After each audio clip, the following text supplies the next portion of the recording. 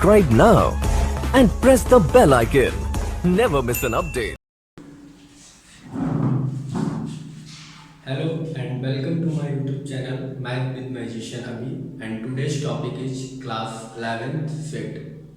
पिछले लेक्चर में हम लोगों ने एक्सरसाइज 1.1 को कंप्लीट किया था। अब नेक्स्ट जो हमारा टॉपिक है उसका इंट्रो 1.2 एक्सरसाइज का इंट्रो यहाँ पर कंप्लीट करेंगे। तो पहला जो हमारा टॉपिक है वो है यहाँ पर types of set.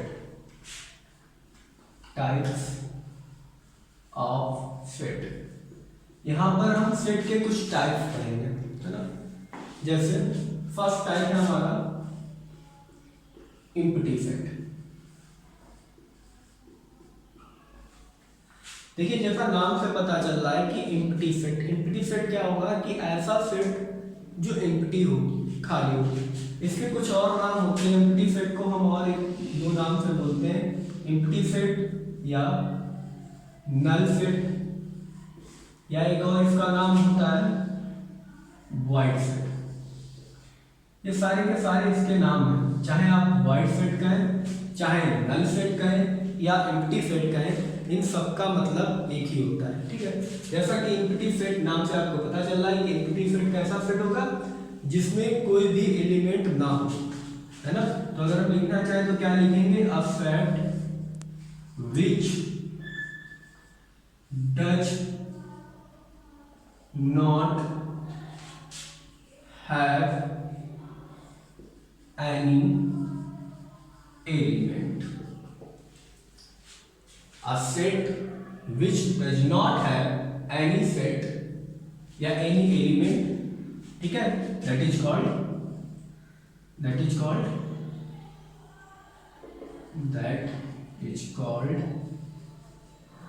empty set। उसको हम लोग एम्प्टी सेट कहेंगे, ठीक है। एग्जाम्पल, जैसे मैं कहूं कि एक ऐसा सेट है जो x such that x is a natural number greater than 1 and less than, ठीक है। एक एग्जांपल मैंने लिया कि x क्या है, x जो नेचुरल नंबर है, x एक नेचुरल नंबर है जो 1 से बड़ा है लेकिन 2 से छोटा है। तो आप ये सोचिए कि ऐसा कोई नेचुरल नंबर है जो 1 से बड़ा हो और 2 से छोटा हो। नेचुरल नंबर हमारे होते हैं 1 2 3 4 एंड 4। अब देखिए 1 और 2, 1 से बड़ा और 2 से छोटा कहीं यहाँ बीच में नंबर आएगा 1.5, यही तो इनके बीच में होगा, यानी 1 से बड़ा मान लीजिए 1.1 हो सकता है, 1.2 1.3 और 1.9 तक ये नंबर हो सकते हैं, ठीक है। 1.1 से लेके 1.9 तक कोई भी नंबर नेचुरल नंबर नहीं है, ठीक है। तो हमें ऐसा कोई भी नेचुरल नंबर नहीं मिल सकता जो 1 से बड़ा हो और 2 से छोटा हो। तो ऐसे सेट को हम बोलते हैं ये नल सेट है या एम्प्टी सेट, ठीक है। या हम कुछ और एक एग्जांपल ले लें, जैसे मान लीजिए एक सेट B में मानूं, लेट कर लूं कि B कोई एक ऐसा सेट है कि X is a student which studying in both classes 10th and 12th। X कोई एक ऐसा स्टूडेंट है जो क्लास 10th में भी पढ़ता है और क्लास 12th में भी पढ़ता है, ठीक है। अब ऐसा क्या पॉसिबल है कि कोई भी एक ऐसा बच्चा जो क्लास 10th में भी पढ़ता हो और 12th में भी पढ़ता हो? तो ऐसा हमें कोई भी बच्चा नहीं मिलेगा, कोई भी नंबर आप एलिमेंट हमें नहीं मिलेंगे, तो हम उसको कहेंगे ये एम्प्टी सेट, यानी इसमें हमें कोई भी एलिमेंट नहीं मिलेगा जो इस सेट के अंदर लाई कर जाए, यानी इस सेट के अंदर हो, ठीक है।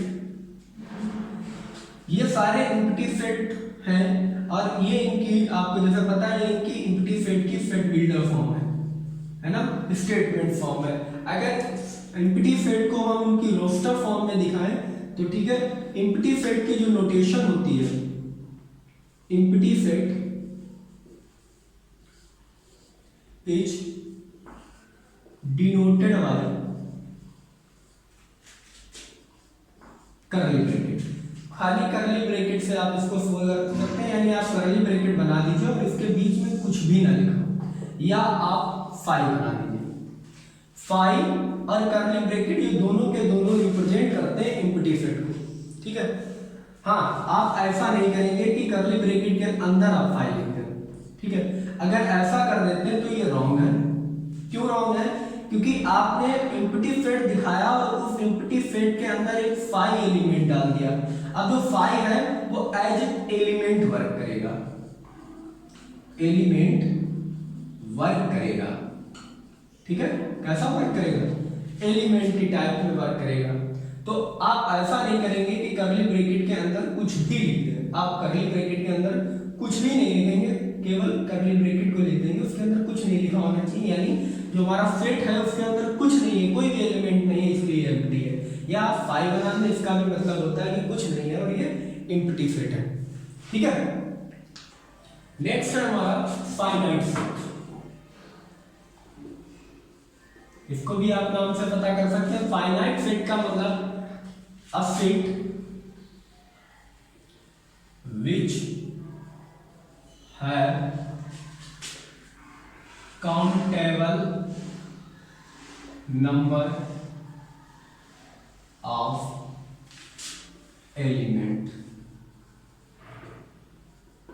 ठीक है। यानी इतने एलिमेंट हो जिनको काउंट किया जा सके, नंबर ऑफ एलिमेंट जो हो उनको काउंट किया जा सके, गिना जा सके, ऐसे सेट को कहते हैं फाइनाइट सेट, ठीक है। जैसे एग्जांपल के लिए आप ले लीजिए सेट ए को, all days in a week, सप्ताह के दिन, ठीक है। all days of the in a week of the week, all days in a week। तो इसका अगर हम आप सेट बनाएं तो आप सेट क्या बनाएंगे? Sunday, Monday, Tuesday, Wednesday, Thursday, Friday and Saturday, ठीक है। तो ये 1 2 3 4 5 6 7 काउंट किए जा सकते हैं। तो ऐसे सेट को कहते हैं फाइनाइट सेट। या हम कुछ ऐसा लिखते हैं, x such that x is a natural number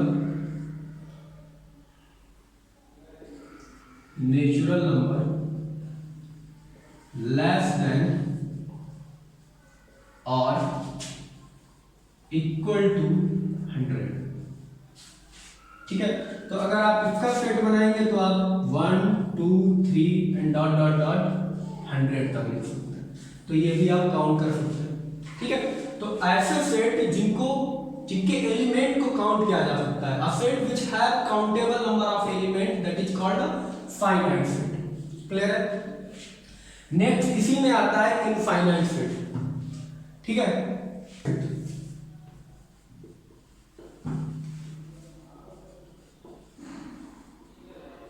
A set which have uncountable number of element।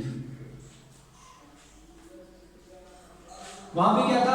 A set which are countable, यहां पर अनकाउंटेबल, यानी नंबर ऑफ एलिमेंट इतने हो जिनको हम काउंट ना कर सके, गिने ना जा सके, ठीक है।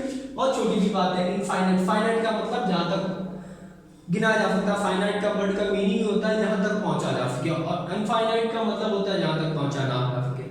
यानी फाइनाइट का मतलब हुआ कि जब हमारे सेट के अंदर नंबर ऑफ एलिमेंट गिने जा सके तो फाइनाइट, और अगर नहीं गिने जा सकते तो इनफाइनाइट। तो अगर सेट ऑफ एलिमेंट नहीं गिने जा सकते, सेट के एलिमेंट नहीं गिने जा सकते तो इनफाइनाइट। एग्जांपल के लिए आप कोई सेट ए ले लीजिए, x such that x is a natural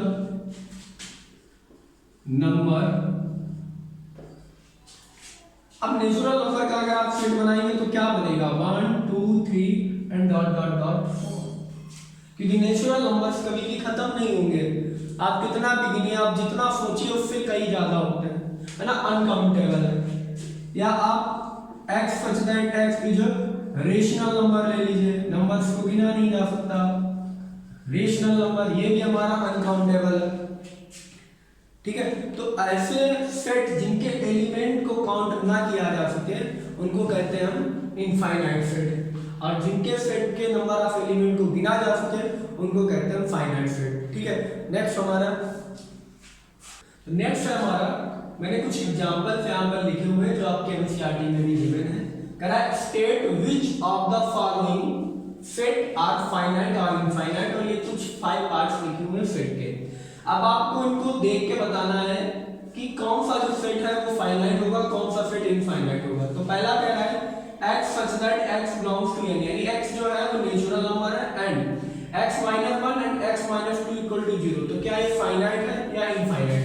अगर मैं इसको यहाँ पर इधर सॉल्व करूँ, लाइन बना लेता हूँ, देखिए x minus 1 and x minus 2 equal to 0 दिया गया, तो मैं x minus 1 equal to 0 और x minus 2 equal to 0 लिख सकता हूँ।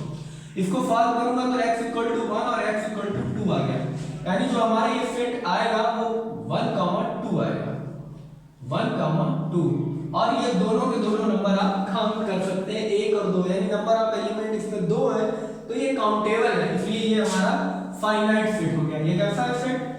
फाइनाइट। ठीक है, ये इनफाइनाइट नहीं है। नेक्स्ट हमारा x such that x belongs to n and x square equal to 4। देखिए x स्क्वायर इक्वल टू 4 लिखा है, तो आप इसको लिख सकते हैं x square equal two plus minus का 2 का स्क्वायर, है ना, और ये हट जाएगा तो x equal two plus minus का 2 आता है, इतना आपको मालूम है। तो ये जो सेट बनेगा ये बनेगा -2, 2।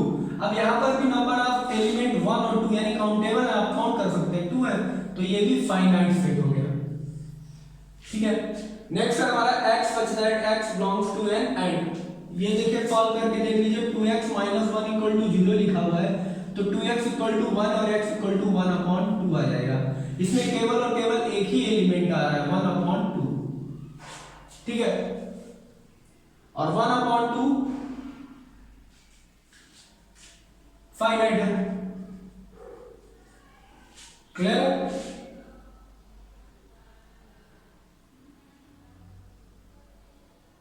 लेकिन ये नेचुरल नंबर नहीं आ रहा, ये सेट भी फाइल ना बने। ठीक है, नेक्स्ट है हमारा x such that x belongs to n and x is a prime number। तो x is a prime number बहुत से बन सकते हैं, जैसे 2, उसके बाद 3, 5, 7 and so on। तो ये हमारा इनफाइनाइट सेट हो गया, क्योंकि प्राइम नंबर बहुत से हो सकते हैं। और उसी तरीके से कह रहा है x such that x belongs to n and x is odd। Odd number कितने हो सकते हैं? ऑड नंबर भी आप काउंट नहीं कर सकते, 1, 3, 5, 7, 9, 11 एंड सो ऑन। तो ये भी हमारा इनफाइनाइट सेट हो गया। ठीक है, इसमें नंबर ऑफ एलिमेंट आप काउंट कर सकते थे, इसमें नंबर ऑफ एलिमेंट आप काउंट कर सकते थे, इसमें नंबर ऑफ एलिमेंट आप काउंट कर सकते हैं, इसमें नहीं कर सकते, इसमें नहीं कर सकते। ठीक है, तो जिसमें नंबर ऑफ एलिमेंट को काउंट किया जा सकता है वो हमारे फाइनाइट है, और जिसमें नंबर ऑफ एलिमेंट को काउंट नहीं किया जा सकता वो हमारे इनफाइनाइट सेट है। नेक्स्ट हमारा जो टॉपिक है वो टॉपिक है इक्वल सेट। ठीक है, अब इक्वल सेट किनको कहते हैं, देखिए, तो इक्वल सेट कहते हैं टू सेट, अगर दो सेट है A एंड B आर, अगर दो सेट कोई A और B है are set to B equal if they have exactly same element, यानी set A and B are said to be equal if they have exactly same element। Exactly same element का मतलब है कि दोनों के दोनों सेट में नंबर ऑफ एलिमेंट सेम हो और वो सारे के सारे एलिमेंट भी सेम हो। जैसे एग्जांपल के लिए मैं ले लूं कि ए कोई सेट है 1 2 3 एंड 4, ठीक है। बी कोई सेट है 4 3 2 1, सी कोई सेट है 2 3 1 4। तो मैं कहूंगा A equal to B equal to C है, हाँ। All three sets are equal, all three sets are equal. क्यों कहूंगा? आप देखिए 1 1 2 2 यानी जितने भी नंबर, अब यहाँ ऑर्डर केवल बदला है। देखिए 1 2 3 4 4 3 2 1 2 3 1 4। और मैंने आपको पहले ही सेट में बताया कि सेट में ऑर्डर मायने नहीं रखता। ऑर्डर किस ऑर्डर में लिखे हैं एलिमेंट, ये मायने नहीं रखते। मायने ये रखते हैं कि उनमें एलिमेंट कौन से। तो जब हम देखेंगे तो ए बी और सी तीनों के तीनों सेट में जो एलिमेंट लिखे हैं वो सेम है। 1 इसमें है, इसमें भी और इसमें भी है। 2 इसमें है, इसमें भी और इसमें भी। 3 इसमें है, बी में भी है, सी में भी है। 4 ए में है, बी में और सी में, यानी तीनों के तीनों जो सेट है वो इक्वल है। तो इक्वल सबसेट आप ध्यान रखिए कि दो सेट या दो से अधिक सेट को इक्वल सेट तब कहेंगे जब उनके एलिमेंट सेम हो, ठीक है। यानी जितने एलिमेंट ए में है उतने ही बी में, उतने ही सी में, और जो एलिमेंट है वैसे ही हो, वही एलिमेंट हो, ठीक है। बस नंबर ऑफ एलिमेंट सेम होने के बाद उनका जो ऑर्डर है वो बदला जा सकता है, ठीक है। नेक्स्ट हमारा जो है कुछ एग्जांपल्स है, ठीक है। वो एग्जांपल हम लेंगे और फिर आपको इसको और समझाने की कोशिश करेंगे। मैंने आपका एग्जांपल जो है पहले से बोर्ड पे लिख दिया है। एग्जांपल कह रहा है एनसीईआरटी में कि find the pair of equal set if any in reason. ये जो सेट लिखे हैं इनमें से आपस में कुछ ऐसे पेयर्स हैं जो इक्वल हो।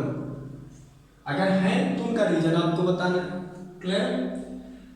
देखिए आपने ये सोचिए, पहले लिखा है a इक्वल टू 5 ब्रैकेट के अंदर, कर्ली ब्रैकेट के अंदर 0 लिखा है, नहीं एक एलिमेंट लिखा हुआ है 0। सेट के अंदर एक एलिमेंट 0 लिखा हुआ है। हाँ, ये भी आपको बता देता हूं कि जब भी एक सेट के अंदर कोई सिंगल एलिमेंट लिखा होता है तो उसको सिंगलटन बोलते हैं। सिंगलटन सेट बोला जाता है, ठीक है, जिसके अंदर एक हो। तो चलिए सेट ए में तो एक एलिमेंट है 0। सेट बी में देखिए तो लिख रहा है x such that x is greater than 15 and less than 15। x जो है वो 15 से बड़ा है, 15 से छोटा है। लेकिन यहाँ पर एक प्रॉब्लम ये है कि ये नहीं पता है कि x है क्या है। x नेचुरल नंबर है, रियल नंबर है, रेशनल नंबर है, क्या है। अगर x नेचुरल नंबर है तो सेट b जो होगा वो एम्प्टी होगा, ठीक है। और अगर सेट b जो है हमारा रेशनल नंबर है तो लॉट्स ऑफ रेशनल नंबर होंगे उसमें, ठीक है, बहुत सारे होंगे, यानी इनफाइनाइट होगा। तो सेट इनफाइनाइट सेट होगा वहां पे। तो a तो b के बराबर मुझे नहीं दिख रहा। अब a क्या, देखिए a does not equal to b। Clear? अब देखिए a क्या c के बराबर है, तो x such that x minus 5 equal to 0, तो x इक्वल टू आ जाएगा 5, ठीक है। x कितना आ जाएगा 5। तो मुझे यहाँ से a इक्वल टू 0 है, ये a इक्वल टू 5 है, यहाँ 0 एलिमेंट है, यहाँ 5 सेम नहीं है, तो यहाँ पर c भी इसके इक्वल नहीं है और b के भी इक्वल नहीं। d देखें तो x स्क्वायर इक्वल टू 25, तो x इक्वल टू आ जाएगा प्लस माइनस के 5, तो ये बनेगा हमारा प्लस माइनस 5 5। दो एलिमेंट है, c के बराबर d भी नहीं है। क्लियर? अब देखिए a such that x is an integral positive root of the equation. इसके रूट अगर निकालें आप x square minus 2x minus 15, तो 15 के ऐसे आपको फैक्टर निकालने हैं जो 2 आ जाएगा।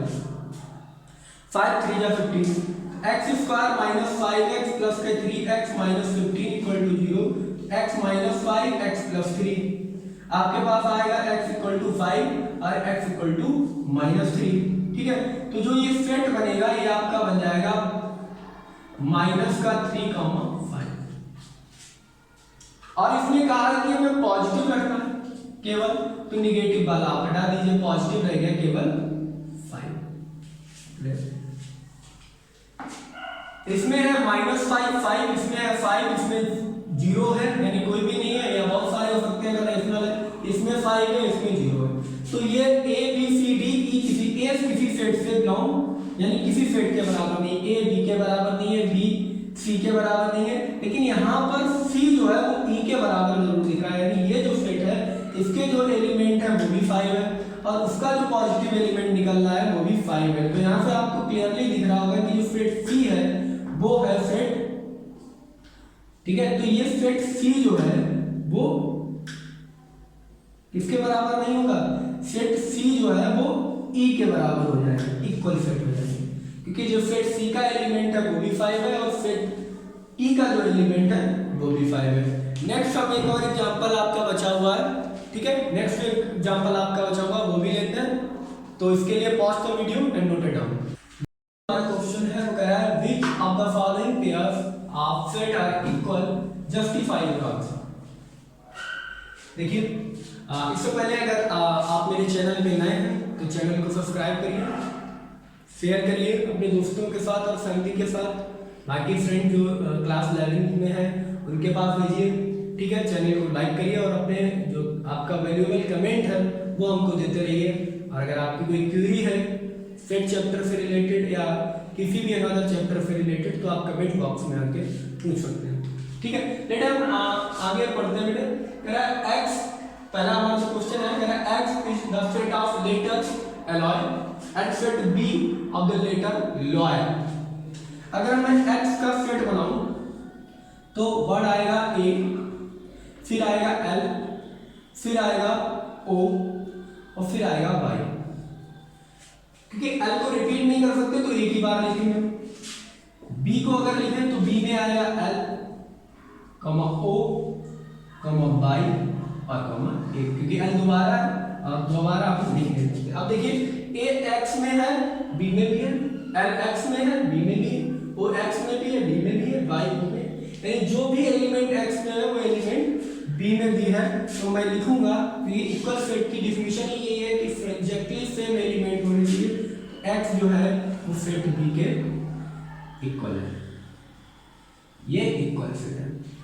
दूसरा एग्जांपल कह रहा है x such that x belongs to integer and x square is less than 4। अब अगर x square is less than 4 होगा तो a हमारा जो सेट बनेगा वो -2, -1, 0, 1 और 2 बनेगा, ठीक है।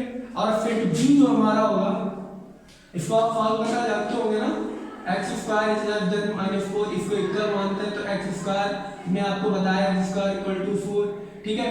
तो x इक्वल टू आपका प्लस माइनस का 2 आ गया, अब यहाँ माइनस का 2 यहाँ प्लस का 2 आप रखेंगे तो ये वाली रेंज आपके पास आएगी -2 से लेकर 2 तक, -2 से लेकर 2 तक आप इंटीजर लिखेंगे। नेक्स्ट हमारा x स्क्वायर -3x प्लस 2 के ऐसे फैक्टर करिए जो माइनस के 3x हो जाए, तो इसको सॉल्व कर लीजिए x स्क्वायर -3x, ठीक है, प्लस 2 इक्वल टू 0, तो ये हो जाएगा x square -2x minus x plus 2 equal to 0, x -2 और x -1। तो आपका जो आंसर आएगा वो x इक्वल टू 2 और x इक्वल टू 1 आएगा, यानी इसमें जो आएगा वो 1, 2 आएगा। अब देखिए यहाँ पर -2 है लेकिन b में नहीं है, यानी -2 is belongs to set a but -2 does not belongs to b। a में है लेकिन b में नहीं है तो हम कहेंगे a does not equal to b, a b के बराबर नहीं हो सकता क्योंकि इसके सारे के सारे एलिमेंट उसके एलिमेंट के सेम नहीं है। तो जब तक सेम नहीं होंगे तब तक इक्वल सेट नहीं होंगे। आई होप आपको वीडियो अच्छा लगा होगा। Thank you very much.